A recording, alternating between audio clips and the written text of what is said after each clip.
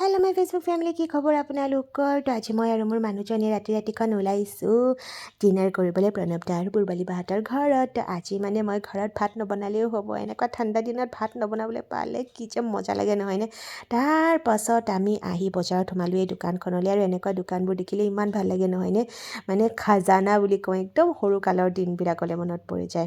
আকৌ দেখা পালোঁ লেমন টি, আৰু লেমন টি বাদ দিব পাৰিনে, মই যেতিয়া ডিব্ৰুগড়ত আছিলোঁ গধূলি 5টা বজাত লেমন টি যায় এনেকৈ টিঙত লৈ পেলাই আমি ৰখি থাকোঁ কেতিয়া যে খাবলৈ পাওঁ। আজিৰ লেমন টি কাপ খোৱাৰ লগে লগে এনেকুৱা লাগিছে সেই পুৰণা দিনবোৰ আকৌ ঘূৰি আহিলে নেকি। কিছুমান গোন্ধ আৰু কিছুমান বস্তুৰ সোৱাদে পুৰণা দিনবোৰ মনত পেলাই নহয়নে। আৰু এইটো কাৰ মনত আছে, ডক্টৰ ছেট। আমাৰ দিনত এইটো বক্সত আহিছিলে নহয়নে বাৰু। আৰু বস্তুটো লৈ আমি আকৌ ভোঁ কৰি পেলাই স্কুটি চলাই আহি পালোঁ বিনায়ক ফাৰ্নিচিঙত। বহুত ধুনীয়া এখন শ্বপ হয়। ইয়াৰ মানে বস্তুবিলাক দেখি দেখি মই পাগল হৈ গৈছোঁ। চাওকচোন বাছবিলাক ইমান ধুনীয়া।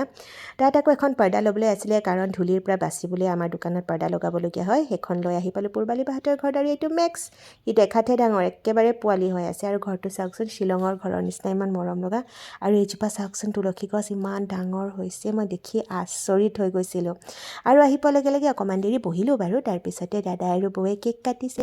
প্ৰণৱ দাই অকণমান লাজ কৰিছিলে কেক পিচ খোৱাবলৈ, কিন্তু আমি বহুত বেছি জোৰ কৰাৰ পিছত বেচেৰাই খুৱাইছে আৰু পূৰ্বালী বাক কেক পিচ। আৰু পূৰ্বালী বাৰ কোচত ধৰিব পাৰিছেনে কোন হয়? এয়া তৰিতাৰ টিকলি নাইৰা।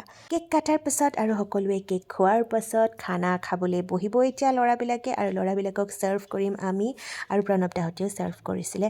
তাৰ পাছতে বহিম আমি লেডিজখিনি। খানা মস্ত হৈছিলে, মস্ত, একদম ফেণ্টাষ্টিক। ফেণ্টাষ্টিক নহয়, ফেণ্টাষ্টিক হৈছিলে।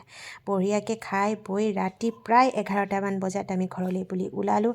তো আজিৰ ব্লগটো চাই কেনেকুৱা লাগিলে জনাব। আজিলৈ সকলোকে গুড নাইট, বাই বাই।